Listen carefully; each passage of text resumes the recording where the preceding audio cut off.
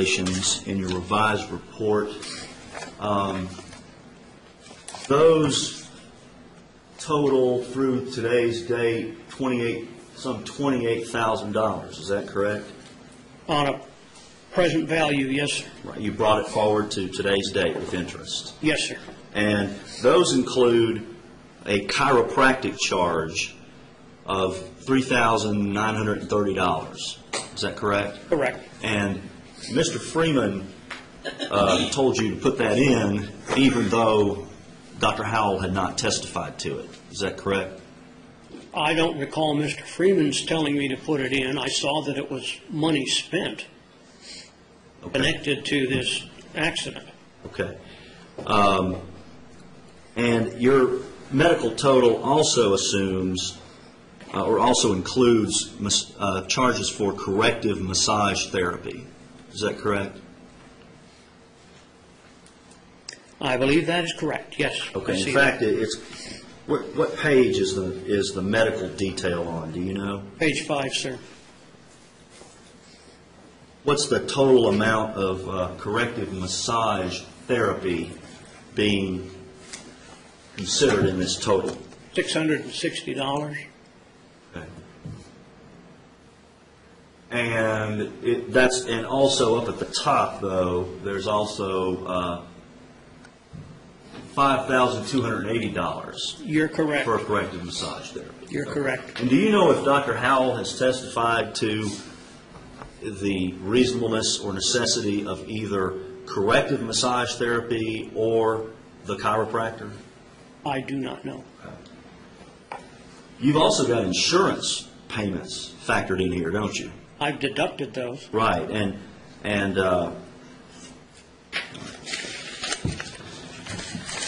now focusing on the household services aspect of your opinion, you acknowledge, and I think you acknowledged even in response to Mr. Freeman's questions just now, that was confusing the way that it was presented in the initial report. Yes. Because it did have hourly rates stated of as high as $72.02 an hour.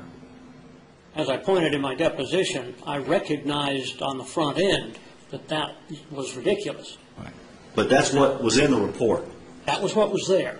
And now you've revised the household services figure, and per your revised report, that comes out to be in the future $174,000.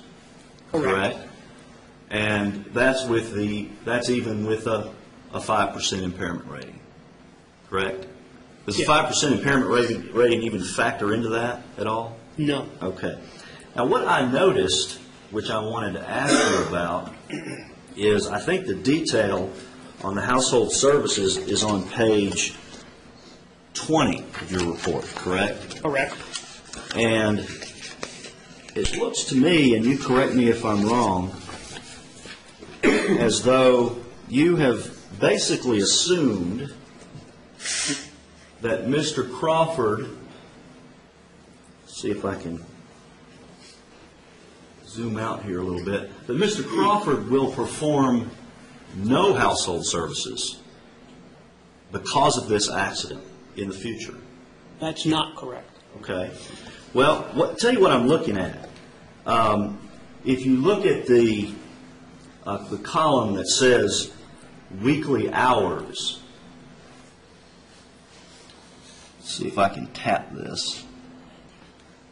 This column here, then I assume that that's weekly hours that he would have performed before the accident or but for the accident? Yes, sir. Okay. And then we go over to this other column, and it's just got a bunch of zeros all the way down. And I was assuming that was what he will now perform. Is that correct? That's my assumption of what he will perform, that is, he won't perform, of the 5 categories of activity where I said he would not be able to perform.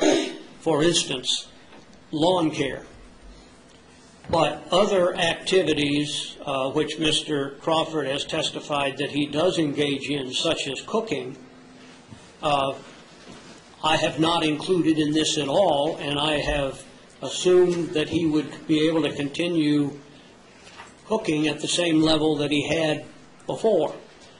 And so there are a number of categories where I'm saying he's not going to be able to do this, but here are these other categories where he ought to be able to do everything he's done before. The option was to try and make a decision on what portion of every one of these activities he would be able to or not be able to perform in the future. And I think that would have made this so confusing and convoluted that I wouldn't have ever been able to explain it to anybody. Okay. Well, are you saying then that page 20 of your report just deals with those areas that Mr. Crawford cannot perform anymore that you selected? That is my assumption, yes, sir. Okay. And it doesn't deal with anything but those areas, correct? Correct. So that the $246,000 figure down here is the value of those services that he would have performed but for the accident. In the future. In the future. And then this, the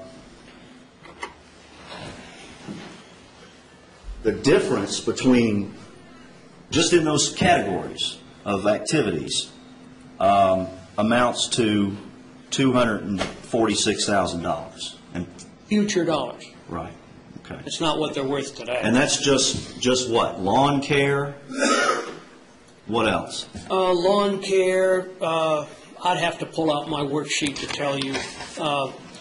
Other things that would be included in that would be a certain level of, for instance, household maintenance.